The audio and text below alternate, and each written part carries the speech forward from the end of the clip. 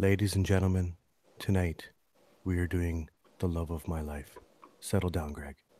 Today we are taking a look at a special beer from Mill Street Brewing.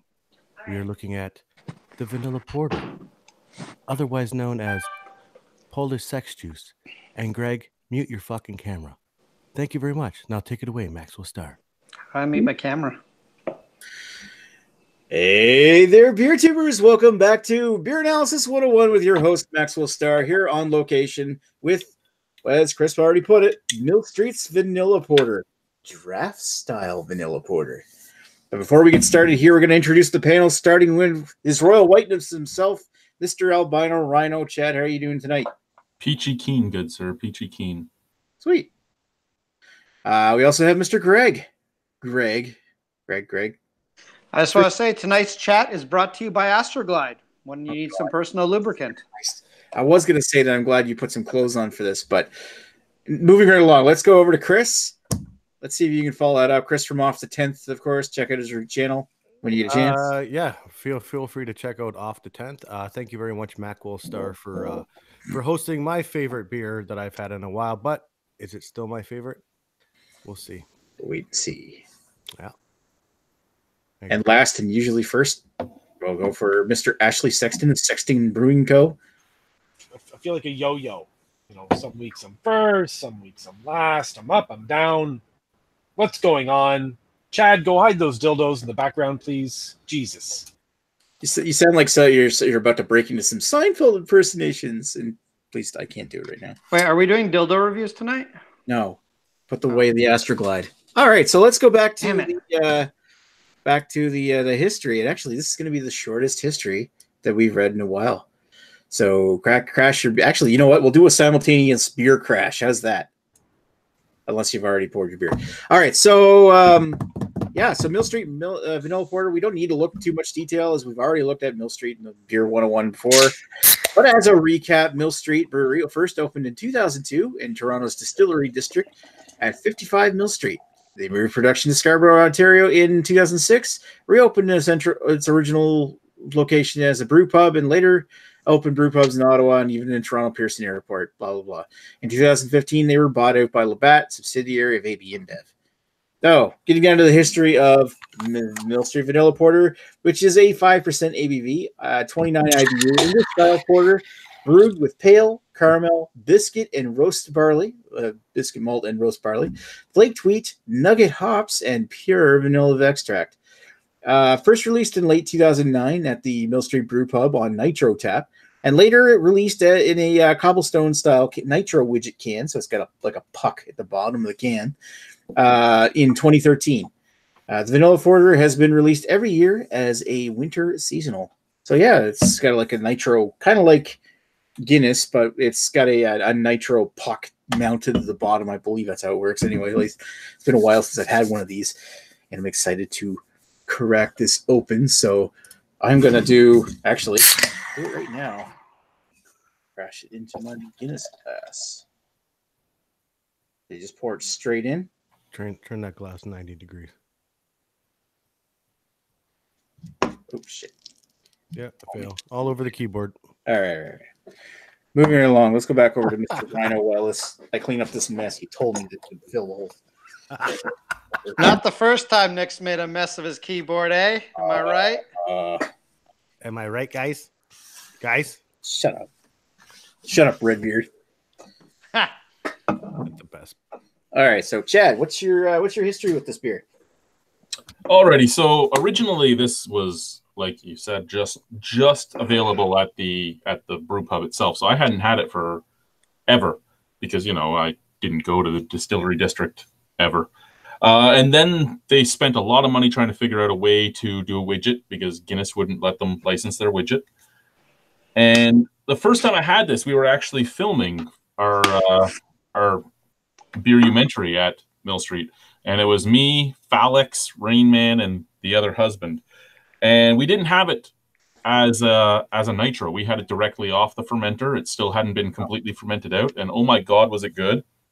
When I had it fermented, it was still great. When I had it fully fermented with the nitro, it was still great. But not as great. So I was getting made fun of for my 10 out of 10 when I drank it off the fermenter. I don't give a shit. Nitro does make the beer taste a little less. That being said, I've had it a few times since then. I hadn't had it since Labatt bought them. I like and dislike the can at the same time. And I guess that's about it for me right now. Right on. That's a cool story, actually being there right at the genesis of, well, not when it first came out, but when anyway, right off the tap. Moving along to Greg, which I'm sure has got a long, extensive history with this beer as well. Maybe. Not particularly. I've had it a whole bunch of times. Probably not nearly as many as Chad, and let's see. I tapped it in, November 2nd, 2014. That was the fateful evening that I joined Untappd and tapped in 600 beers in one night. So that doesn't tell us anything. First time I actually gave it a proper review was December 30th, 2014. So I guess I've had this beer a whole bunch of times for the last 5 or 6 years. Other than that, there's nothing too interesting about my history about it. Just it's something I get every now and then. Right on. All right. And the man himself, Mr. Polish Sex Juice. I've never had this beer. I'm just kidding. I've had this beer plenty of times ever since Chad told me about nitro beers. Because I remember at work we would chat and talk about different beers and stuff like that, and we talked about nitro beers, and I like Guinness, so I was starting to like Guinness and stuff like that. And Chad's like, "Did you not know that there's other nitro beers?" I'm like, "What? There's other nitro beers?" And then he's like, "Yeah, there's this one and this one, this one," and I found this one that off Chad's recommendation, and I fell in love with it. And ever since, I've been like just gaga for this beer, and it's changed over time. I mean, not just the can style and what it's saying on the actual can itself, but just overall taste. I mean, it like I said, it gets brewed, like you said, Nick, it gets brewed seasonally, and we are approaching the end of stout and porter season. Now we're jumping into the IPA and saison season, so we'll see what happens. Hopefully this one's as good as I remember. Yeah. We'll come back to that. All right. So, Mr. Ashley Sexton, what's your history with Mill Street Vanilla Porter? Well, much like most Mill Street stuff that comes to the market, I'll buy one at least once and to sort of see how it is and go from there. This one, the specific one, I didn't even think I had it before, but when I checked my Untappd, I had. I guess I had this back on October 27th, 2015. So to what Chris was saying and whoever else mentioned it earlier, I'm sure the recipe has changed quite a bit since that fateful night. So, but yeah, I didn't even realize I've had it before. So There we go. So that basically that forgettable. Well, for me, most Mill Street stuff is. So that's just personal preference. For my personal history, the first time I ever had Mill Street Vanilla Porter was around the time that it first came out. I think it became available here in New Brunswick in around wintertime of 2013. We used to get a lot of the Mill Street products down here. I mean, not like the special limited releases that you guys got in Ontario, but we get like the tasters packs, and we get like single cans, like a vanilla porter, the vanilla porter, and the cobblestone stout. The last time, I don't remember the last time it showed up here, but the second time I ever had it was like summer of 2014, which I don't know why, if it's seasonal, it came out in summer, but it did. That's when my taps are from. Might have been leftover stock or something, the way things go with these guys. But either way, I know that it showed up here a few times in New Brunswick, but it hasn't shown up here maybe in like the last 3 years, which is kind of disappointing because I tend to, I like nitro beers. Yes, they're not like world-class beers or anything, but I'm a sucker for the smooth. The whole thought, I mean, I kind of wish that I still got this, still could get this, but and thanks, Greg, actually, for sending me out this can. Oh, you're welcome, Nick. I hope this one's not expired. I have no idea. It doesn't really have a accurate stamping. It says A. Maybe that's January. It's not bad, actually, if it is January. All right. So I'm just surprised if it was that recent. I mean, it does look like it, but it's just surprising because it seems like it's selling out everywhere at LCBOs. I assumed it was like they're just selling old stock. This was surprisingly inconvenient for me to get. Surprisingly. What I will say is that when you announced this last week, Nick, I took a look at the LCBO's availability, and there was like only like within the Niagara region, there's only like maybe a dozen cans available. Yeah, they were At least, Portage Bay. yeah. And then all of a sudden, when I checked on Monday, boom, Mhm. they're all over the place. And coincidentally, the dating on my can is C1219, Yeah, mine so it's too. March 12th. Fresh. Yeah, so farm fresh. Well, I don't know. Maybe they're gonna keep brewing it. I really hope that they make enough that they can send a shipment out here, but I'm wishful thinking. I I always think- thought this was year round, but I think the only Mill Street I beer don't I know. can get here right now is the fucking organic lager in Tank House. It's fucked. Not Okay. even Usually- cobblestone. I can't even get cobblestone. What about Meridian? The what? The Meridian. Yeah, usually I can get that too, but I was looking tonight. The only thing I can find from Mill Street in the stores was the Tank House and the. well, if you want a cobblestone, in Nick, if 6-packs. you want cobblestone, Nick, I can get one out to you with your next beer mail. Yeah, we could do that. That'd be something we could do. Have you ever had a cobblestone? Yes, I've had cobblestone. Oh, okay. It's not All right, bad. let's move over to the comments, and I think I'll take a chance of reading them tonight. Lee Russell says, "I've come to realize that all Untapped is good for is to kill time on BA 101, looking up in check-ins." Yeah, he's accurate. It's also good for keeping a history, so you can actually remember when it was your last time you had this beer, what you said about it, because I love otherwise Untapped. we wouldn't fucking remember. Yeah, exactly. Jamie's in the chat here saying, "Lee, I'm talking to you, pal. You call me an accountant one more time, I'll lose it." Oh shit! And yeah, so heated words. And Lee Russell says, "I like accountants." After 10 says, "Lol, Fandango." I'm assuming that's Fandango Fridays. right on. All right, so now we've had a chance to actually sample this beer. Let's see what we think about it. Mr. Chad, what's your thoughts? To be honest, I loved it before. It's okay now. It's not. I don't know if it's my flavor, my palates have changed, or if the recipes really changed. It doesn't have as much flavor as it used to. Kind of reminds me almost of the Cobblestone, which is just a little bit of a more flavorful Guinness, but with a tiny bit of breadiness and a tiny bit of vanilla in it. That being said, I don't think it's that, it's big bad Labatt's brewing it. I just think my palate might have changed.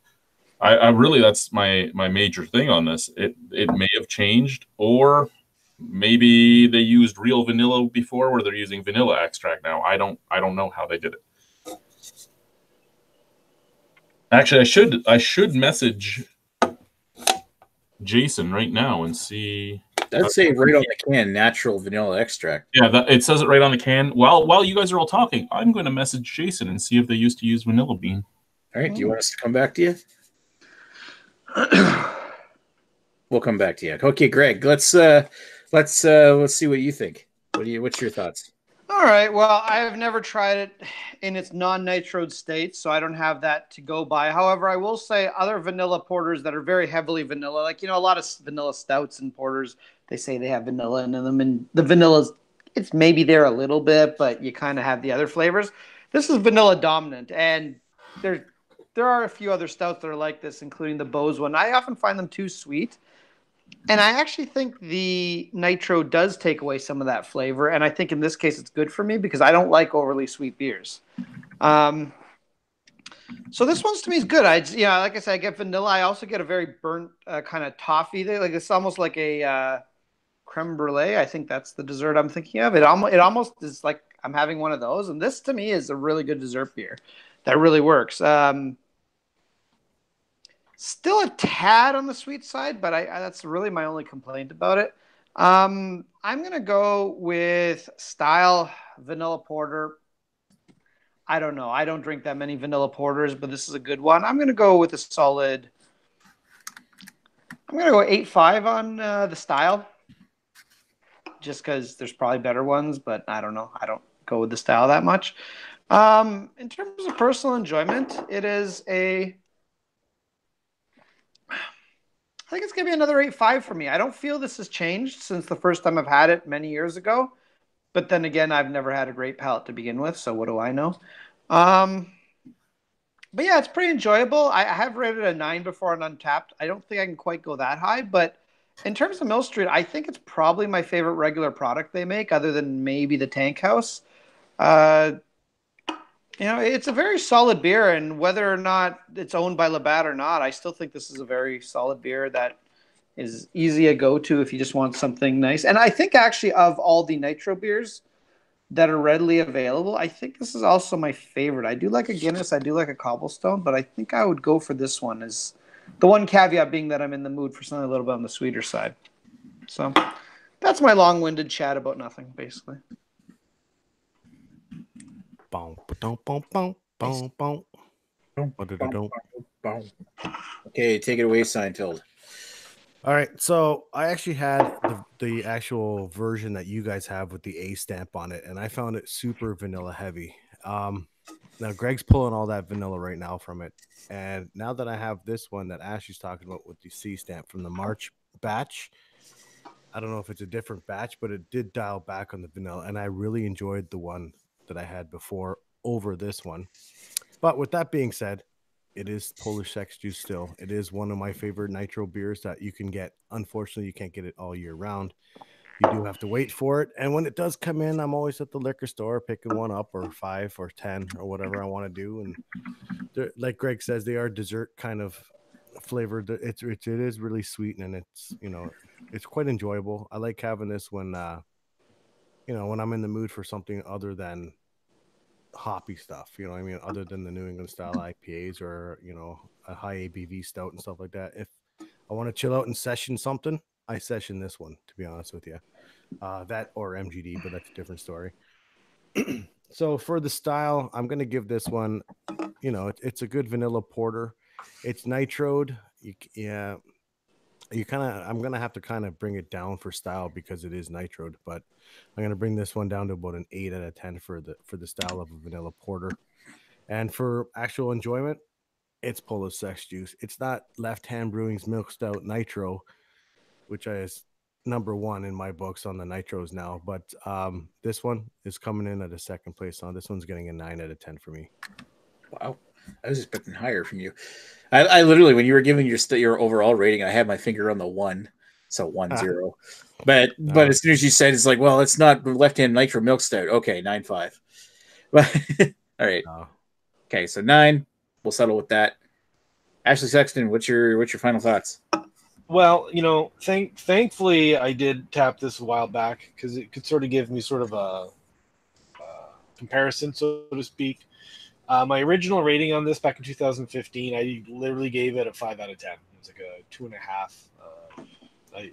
The few notes I put in there was overabundance of vanilla, too much molasses. Basically, I think what I was trying to get at is just way too sweet of a beer.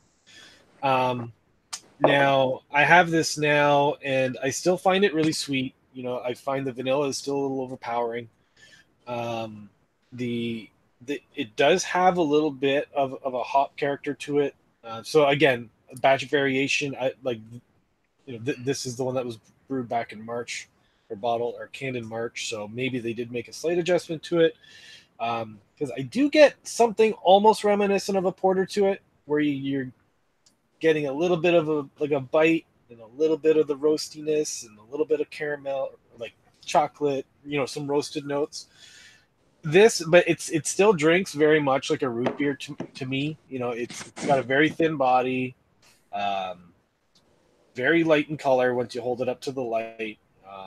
I like my porters dark and robust, and, you know, not super thick and chewy, but, you know, with more of a medium mouthfeel. Just like your women. God, so great. All right, and so. So yeah, I mean, it's definitely tasting better than what I would have rated it back in 2015. So to that end, yeah, I'll give this, you know, for, like, I don't think vanilla porter in my mind is so much a style as much as it is just a flavored porter. So I'm just gonna rank it as a porter. It's just gonna be a 6 out of 10 for me. Personal enjoyment, I could have like 2 of these. I probably wouldn't want to have more. So I'll give this a 6.5 for personal enjoyment. And I'd be really interested to see what you could do cooking with this. Because, you know, you guys brought it up as like a dessert beer. 100%. I would love to see someone turn this into an ice cream. I think it'd be that really would be good. That would be really good. Yeah. This is actually one of the few beers that actually still had a flavor when they turned it into beer schnapps. Oh God, I had their Tankhouse beer schnapps. It was Yeah, the that worst. one was gross. It was the worst liquid I've ever put in my mouth. I doubt Side that. semen. No, it was worse than that. Worse than semen. Chad, Oh, you yeah. got your scores? So did you get Oh, your you got any response there, Chad? Or So I didn't get a response from any of the 5 people I know that work there, but I have responses from 3 others. 2 say bean, 1 says extract. So who knows? That being said, when I had it originally, it was a 10 out of 10 for me in enjoyment and style. When I had it now and up until now going back, I'd probably have to say stylistically, I mean, it's a 9. It's a solid porter, and if you have it without the nitro, it has all the porter qualities. I don't know if a nitro is right to be. Well, sorry, a porter is right to be put onto the nitrogen beers, but they did it. It doesn't matter. Is it a porter? It's still a porter. Personal enjoyment. That's a hard one because I really do like this beer, but at the same time, you can't drink a whole bunch of these. So I don't know. An 8. Can't drink a bunch of Bring Out Your Dead either. you're making up for Ashley drinking it back, bringing it down. Alrighty, I'm so putting it down. bring it down. Hello. Alrighty. So I guess it's my turn with my final thoughts here. And I kind of was thinking, as I heard everybody describe the flavors, and as I was trying to think of what my flavors, I kind of have a feeling why Chris likes this so much. You know what this really reminds me of? Like somebody made a blend of Tim Hortons French vanilla cappuccino and English toffee cappuccino. It's got the English toffee taste, creamy vanilla. It reminds me of drinking like a cappuccino from Tim Hortons. Vanilla, English toffee. I got a little bit of light coffee to it. There's some molasses and chocolate in there. It's very smooth and creamy. It is a bit sweet, but the nitro does smooth that out, so it brings it down and balance a little. I guess, yeah, I can see where everybody's coming from, where it's more of a dessert beer. And I wouldn't want, I guess I wouldn't want to drink too many of these in a row. But if I was to have this along with a couple other things during an evening, I could drink 1 or 2 of these. And it is very, very good. Overall, for a porter, I guess you could say the nitro does take away from the porterness. That's a word. I don't really necessarily associate. I suppose you can get whatever lots of dark, like chocolate kind of roast coffee flavors from porters, but the vanilla and English toffee kind of, I don't know if you usually find that in a porter. I just find it, as far as porters, when I think of them, I find it more like skewing towards like a combination of a porter and a brown ale. But it's really not bad, and I'm going to give it a 7.5 for the style, and then 8 overall for overall enjoyment. I wish I could still get this here. I'd probably buy it every once in a while. Yep, that's why I do. But you know what? That season's coming slowly to an end. So, and then we just wait till fucking. There's no such thing as stout and porter season. It's stout and porter season all fucking year long. Yeah, that's true. As much as I like an imperial stout, I don't want one by the pool when it's 40 degrees. I have to agree with Greg on that one. Yes, we agree on something. Yeah, you want the lime rattler or some kind of goes. No, I still want a beer, but I just want I want an MGD, not a super heavy. Oh, MGD would be solid. Yeah, as long as you get an American MGD, those are way worse. There's for every season. I'm just saying, like, there's different beers for different seasons. I bought 24 MGD today for $19 in the States. I don't even think so much as the season, because I could happily enjoy an imperial stout in the middle of summer on the hottest day, but I want to do it inside an air-conditioned room. If I'm outside by the pool, it's a very different story. What kind of beer I want to drink, or if I'm out on the balcony, it's very different what I want to drink. If you're more drinking MGD than an imperial stout when you're out. With that being said, would you drink this? Would you drink this beer particularly in the summertime by a pool? I think I actually would. I think it's light enough that I would. I don't think it'd be my first choice, but I think I would. There you go. Chad wins. There you go. Win something, Nick. Yeah, I really don't think that it's shit. I had to divide by 5. All right. I really don't think it's so much a seasonal thing for whatever you fucking call it. for stouts and and porters. You can have it any time of year. It really all depends on your palate. I think the notion of making a seasonal thing. I do get the idea, like darker beers tend to be for the darker months. And maybe that's what their line of thinking is, but I'd rather disagree and say that maybe just leave the winter warmers and barley wines for the winter season. See, I'm very seasonal in general. Like, I don't really drink coffee much during the summer, whereas I do drink it in the winter to warm up a little bit, especially after walking the dog when it's minus 30. In Toronto, which is basically like, the coldest place on earth. So I don't know. You know what? At the end of the day, do whatever you want. You want to drink a Russian Imperial Stout, bring out your dead by the pool? Why the fuck not? Just do it. I know you would. You're gonna Yeah. have to get me more of that, Greg. Why don't you send some more down? Some more of the Bring Out Your Dead? Well, I'll bring some more to the fest. Don't you worry. Good. Ashley Sexton has to try another bottle. And Yes. I'm gonna sample too. I'll bring a backup bottle. So if that bottle is bad, we'll open another bottle. We'll keep opening bottles until Ashley Sexton is willing to give one of them a 9 out of 10 or higher. Until I say I like it. We'll keep opening bottles of Bring Out Your Dead. The fun Welcome one to gets the broken bottle share of Bring Out Your Dead only. out. Ashley, this is your seventh. This is the seventh bottle. Ashley, do you like this one? And don't worry, Greg. I don't. Don't worry, Greg. I'll bring all the Niagara Falls beer brewing fucking company beers, and we'll just Oh, mix Niagara them Brewing together. Company. I hear they're on the precipice of innovation. Mm-hmm. They're on the precipice of something. Yeah, that was the best year where I just brought all the Niagara Brewing Company beer. No, it wasn't. They are one of 3 Niagara region breweries that won't be at the festival. Good. One of 3. What are Oh, the other- that, who are the that's a other real two? shame. Taps Yeah, okay. Oh, We knew that yeah, wasn't fuck coming. them. and Green and Grit. Grain and grit. Part of the reason that was the best year is because you almost knocked over all the expensive beer, Chad. All And right, I heard so- the most girly Hold screw on a Move second. on When to was- the when was the- comments here. When was the last time that Niagara Falls was at the festival? They weren't. Were there they last ever year, at the were they? fest? Niagara Brewing Company was there the year that you're talking about. Greg. They were. I must have missed. All right, moving along to the comments here. So Jamie says, "Hey Chad, nice wall painting. Bud can see you now. Yeah, you don't blend into the wall anymore. Oh well, you can't be an assassin in that room anymore. The Vanilla Assassin. Hey, Boris. Assassin's Creed. Ah, Boris is still around. Literally, that's the only comment there because the last comment is Chad replying to Jamie. I'm sad you got rid of the cream puff. I see her like every day still. Yeah, but she's not in the videos. Well, you don't post any videos, so we've lost nothing. Does that actually work?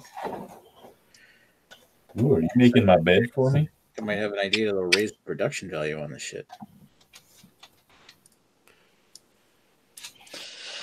Nick, the audience is bored. I think you need to hurry Can we up. start yelling at each other to maybe? Well, bring up whenever the I energy say level? anything, Nick shushes me because Nick doesn't like controversial topics on his Greg, show. I'm sick and tired of you egging me on. Will you fucking shut? You want to go?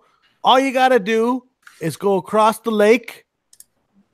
Come at me, bro. Listen, Chris, I'd happily go All at right, you, so but our it's final scores inconvenient. are rating style 7.8 and overall 8.0. Ooh, that's close to an MGD score. And you know what? Ooh. In true BDU beer analysis 101 fashion, it is indeed MS Paint that I'm showing you this in. I There didn't you know that go. was an option.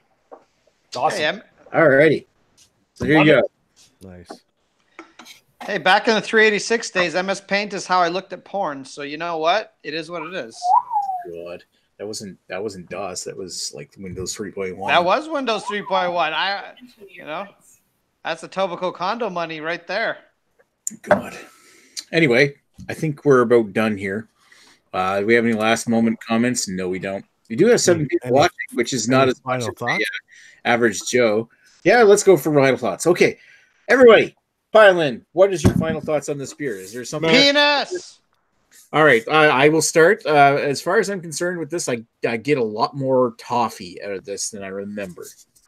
I got a lot of burnt toffee / caramel out of this, but I always remember You're having holding that. up a Canuck Pale Ale. Oh, sorry.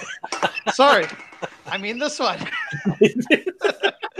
Well, here, listen. This is a testament to how smooth the vanilla porter is. I drank it halfway through you guys giving it reviews, so then I went on to a Canuck.